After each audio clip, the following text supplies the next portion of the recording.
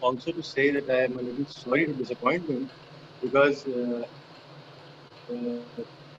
Central Civil Services Conduct rules apply to me, and whatever I say in today's meeting does not constitute any kind of criticism of the government of the day or the policies of the day. That said, I'll be more than happy to interact with questions on WhatsApp because I'm still proving significant to be traced by Pegasus. So my replies here and my statements here would be within the decorum expected of public sector employees. And I believe that you will all agree that what I'm going to say does not constitute any criticism of the government or its policy. So Dinesh asked me why the remaining public sector enterprises should not be privatized. Uh, the problem again is then perceived to be a market versus a patient population. Now, I believe that it is the responsibility of the state to provide medicines to its people. So the population is looking to the state for provision of medicines. It is not looking at to the state for slogans or ideas such as insurance that will protect them in the time of need, but they are looking for physical products, medicines that they can swallow or they can be injected with or otherwise take in order to overcome their disease.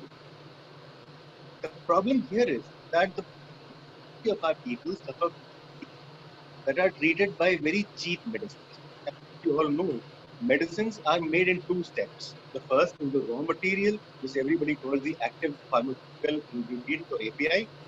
And the next step is the form in which the patient receives. So, private sector in India has very little presence remaining in the area of producing the raw.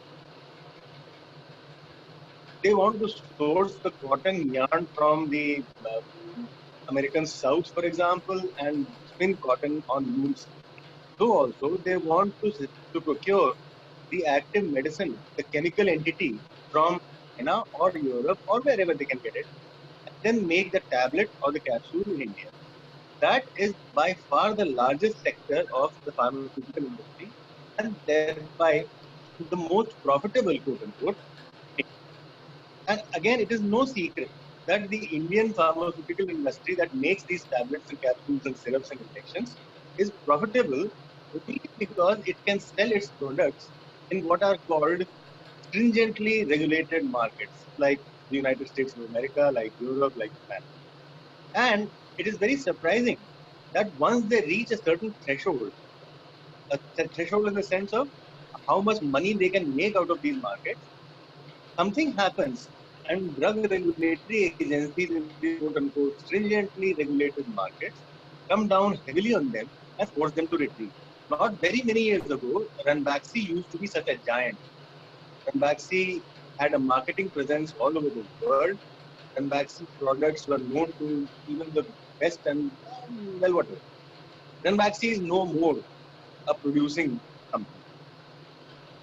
Similarly, when Cuba got independent, it was a private sector company in India, that is Sarabhai Chemicals, that sent its experts to Cuba to set up their own antibiotic plant. I'm saying this because in India we had in early times a very mature and a very understanding approach towards the private, how these are to be in cooperation and not conflict, and that when the private sector is willing to step in, the public sector will step back.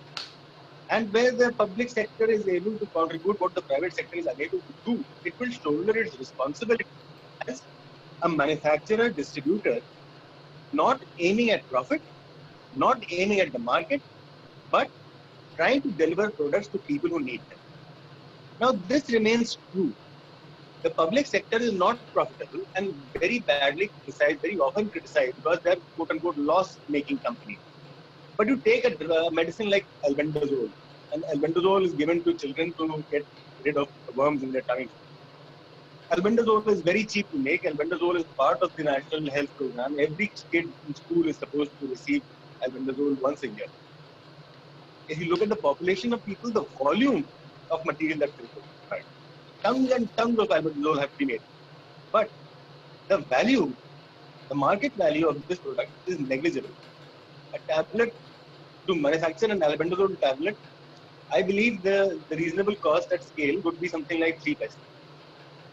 Now, 0.03 rupees per tablet for 50 million people still does not add up to the kind of costs or other returns on investment that something like trastuzumab, Humira, a biological product that's used in cancer, realizes from 5 units sold in 1 year. So the private sector should not be privatized because privatization would mean an excuse to shut down the private sector entirely because it is not making profit. Forgetting that the public sector was not meant to make a profit, but to supply medicines to people who need them. And there's this old joke among doctors that there is no medicine without medicines. And therefore, if there are no medicines to be made for poor people who need them and can't afford them, the alternative is that they will not get medicines. And if the state is willing to live with this option, that they will willingly ignore the needs, the unmet medical needs of people who need medicines, uh, well, then the state is welcome. Excuses. Amit, maybe you can sort of just keep your audio on and maybe your bandwidth at your end. Maybe that's one possible way. Okay, I have just cut off my video. Yeah. So, did Please I become continue. inaudible? Yeah, yeah, you're audible. Please continue. It was Okay. unstable here and there. Yeah. Okay. But I think I got the point across reasonably. Yeah, you did. You did. You did. I'm sure you did. So the next point was about who betrayed the public sector. Now, again, I will begin with the disclaimer that betrayal is too strong a word. It constitutes criticism. So I am not going to address betrayal. I am not going to criticize the government or its policies. But what happened with the management of the public sector, especially in the pharma PSU, is that currently the Department of Pharmaceuticals, in its latest annual report dating from 1920, 2019 to 2008, uh, is a 158-page annual report, and it does not mention the Bureau of Pharmaceutical Public PPSU even once. It mentions snipers, it mentions this, that, and the other. I cannot say the external this, those, whatever. But what has happened is that having set up a factory, uh, the management of that factory was then construed as equivalent to that of, for example, uh, a Ranbaxy or a Cipla or a Dr. Reddy's lab, which had its attendant glamour of a chief managing director with all the appurtenances of manufacturing and big company, you know, power and pelf. Uh, that did not come about. And therefore, while leadership positions in these pharmaceutical PSUs were coveted by a group of people who were mandated to manage them, the spoils of office, no, it's not, uh, well, whatever. The office, the fruits of office did not accrue to the people who started managing them. I will relate a short incident when the state of Uttar Pradesh was trying to formulate its pharmaceutical policy. And I am happen to mention to the chief secretary that, we have in Lucknow itself, the UPDPL. Uh, I mean, it is a viable industrial production unit. It can certainly be revived in a matter of weeks to start producing pharmaceuticals. So why don't we do it? And of course, I will not name the chief secretary nor detail his comment, but he literally folded his hand. The answer was essentially that the UP bureaucrat will not run a PPSU the fear of reprisals. People who manage PPSUs are always under a threat, are also always viewed with some kind of suspicion by their peers, are always on the lookout for some way to get rid of this responsibility. rather than to engage with it, because production and distribution of any product, especially pharmaceuticals, is potentially a profitable enterprise. And that is why much of the thinking in government and policy about how private companies make profits on pharmaceuticals trickles down to the public sector units, and the expectation begins to form that these companies will make profit. When that does not happen, the person managing them falls under suspicion of various malpractices or whatever, and therefore tends to try to shy away from the burden of running a pharmaceutical company, which is, of course, a very demanding job.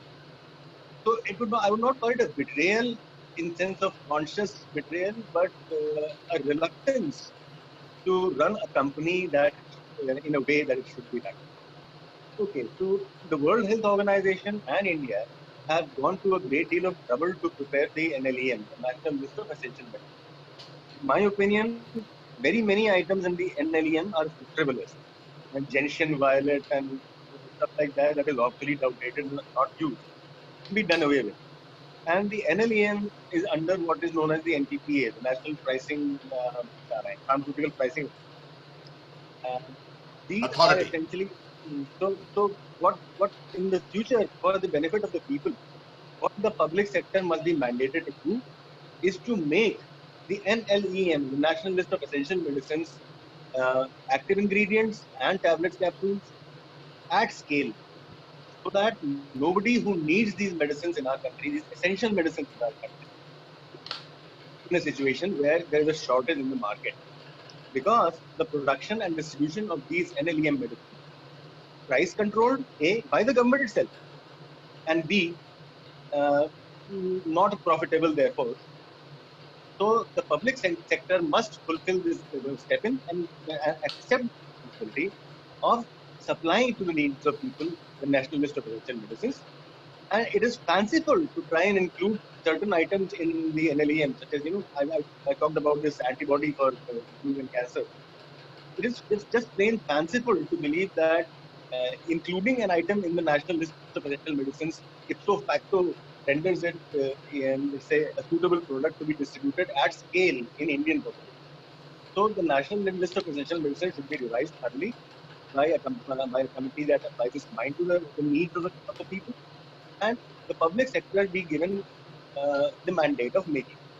This is not to say that the private sector should be restricted from making it, but I am sure that if the public sector is there and ready and making this stuff, not a single manufacturer in the private sector will dare to step in, because the private sector is actually terrified of the public sector.